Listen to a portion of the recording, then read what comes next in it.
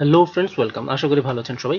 আজকের ভিডিওতে আমরা দেখব মাইক্রোসফট এক্সেলের খুবই গুরুত্বপূর্ণ একটি ফাংশন, সেটি হচ্ছে VLOOKUP ফাংশন। VLOOKUP ফাংশন কিভাবে ব্যবহার করতে হয় আজকে আমি আপনাদের সেটাই দেখাবো। যেমন ধরুন, এখানে একটা টেবিল রয়েছে, যে টেবিলে আইডি, নেম, এজ এবং মোবাইল নাম্বার রয়েছে। এখানে অনেকগুলো, এখানে আমি 20টা দিয়েছি, এটা 20,000 হতে পারে এবং এদিক দিয়ে আরও বেশি কলাম বাড়তে পারে।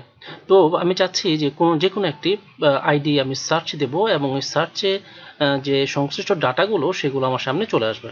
তো এখানে আরেকটি টেবিল আমি বানিয়েছি, যেখানে এখানে যদি আমি আইডি নাম্বারটা টাইপ করি তাহলে নিচের ডেটাগুলো অটোমেটিক এখানে শো করবে। যেমন ধরুন, এখানে যদি আমি এখন টাইপ করি 22169 এবং এন্টার দিচ্ছি, তাহলে দেখুন অটোমেটিক এখানে নামের জায়গায় এমডি ফয়সাল, এজ 23 এবং তার মোবাইল নাম্বার চলে এসছে। এটা হচ্ছে এই যে এটি আইডি নাম্বার, নেম, এজ এবং মোবাইল নাম্বার। আমি আরেকটি নাম্বার এখানে টাইপ করছি, যেমন 14019, এন্টার প্রেস করছি, তাহলে দেখুন চলে আসলো নাম শাহরিয়ার, এজ 9 এবং মোবাইল নাম্বার।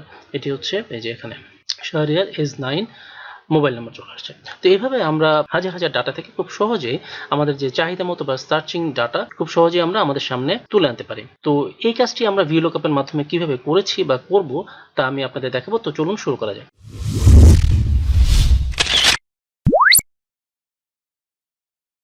এখানে যে ফর্মুলাগুলো আগে থেকে ছিল সেগুলো আমি ডিলিট করে দিচ্ছি। আপনাদেরকে এখান থেকে আমি দেখাবো কিভাবে এগুলো VLOOKUP এর মাধ্যমে সার্চ করা যায়। তো এটি হচ্ছে আমাদের সার্চিং সেল, যেখানে আমরা কোনো একটি আইডি ইনপুট দেব এবং সাথে সাথে সংশ্লিষ্ট ডেটাগুলো এখানে চলে আসবে। তো আমরা যেহেতু এটা সার্চিং সেল, এখানে আমরা কোনো সূত্র দেব না, সূত্র হবে আমাদের নিচে, অর্থাৎ নেম যে সেলটি এখান থেকে। তো এখানে আমরা সূত্র অ্যাপ্লাই করছি, ইকুয়াল VLOOKUP, এই যে নিচের দিকে দেখুন চলে আসছে সাজেশন।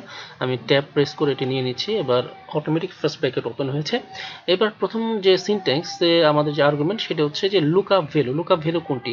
লুকআপ ভ্যালু হবে আমাদের এই যে I2 যে সেলটি, অর্থাৎ আইডির যে এই সেলটি আমি এখানে সিলেক্ট করে নিয়ে নিলাম I2।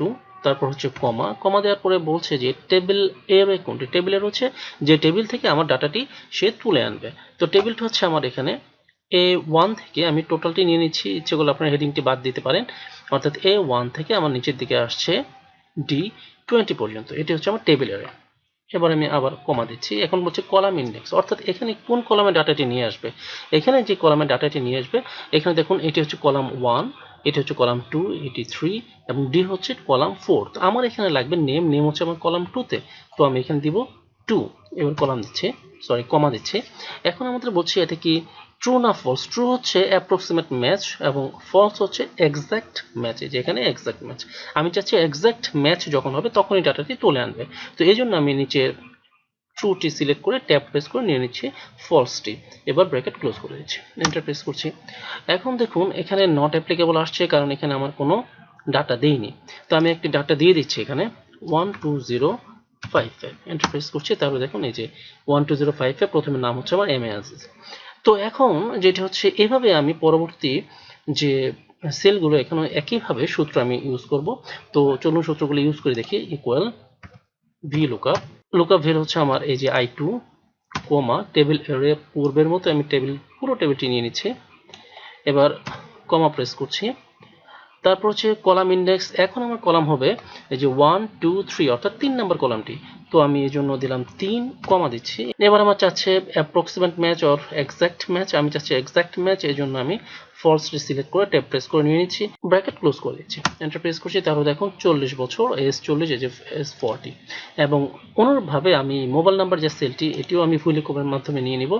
Equal VLOOKUP, VLOOKUP value হচ্ছে আমার বরাবরের মতো I2, কমা টেবিল এরে পুরো টেবিলটি আমি আবার নিয়ে নিচ্ছি, কমা কলাম ইন্ডেক্স। এবার হচ্ছে আমার কলাম ইন্ডেক্স 1 2 3 4, 4 আমার কলাম ইন্ডেক্স, কমা ফলস, ব্র্যাকেট ক্লোজ করে দিচ্ছি, এন্টার।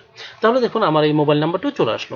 এভাবে আমরা এখন যে এই টেবিলের মধ্যে যে আইডিগুলো আছে, তার যে আইডিটি আমি এখানে প্রেস করব, যেমন 19832, এন্টার প্রেস করছি। তাহলে দেখুন এই যে 19832, এটি মাহানুর, বয়স 8 এবং মোবাইল নাম্বার এখানে চলে আসলো। এখন আমি যেটা বলতে চাচ্ছি আপনাদের, VLOOKUPটি কিভাবে কাজ করে। আসলে VLOOKUP যেটি কাজ করে সেটা হচ্ছে, আপনি এখানে যে আইডিটি দিচ্ছেন, এই আইডিটি সে এই যে টেবিল এরওয়ে বা যে টেবিলটি, তার প্রথম কলাম, VLOOKUP সবসময় প্রথম কলামটি সার্চ করে। এই প্রথম কলামটি এভাবে সে সার্চ করে। যদি সে সার্চিং ডাটাটি পায় অর্থাৎ ওই আইডিটি ম্যাচ করে, সেক্ষেত্রে যেটা করে সেটা হচ্ছে সাপোজ এখানে মাহনুর অর্থাৎ এই নামটি ম্যাচ করেছে, তখন সে এভাবে সার্চ করে, এভাবে সার্চ করার পরে যখন সে এটা ম্যাচ পায় তখনই তার সংশ্লিষ্ট ডাটাগুলো এভাবে তুলে নিয়ে আসে। তো বন্ধুরা, আশা করি এই ভিডিওটি আপনারা বুঝতে পেরেছেন। ভিডিওটি আপনাদের ভালো লেগেছে। যদি ভালো লেগে থাকে তাহলে ভিডিওটা অবশ্যই লাইক করুন, কমেন্টস করুন এবং শেয়ার করুন। ধন্যবাদ।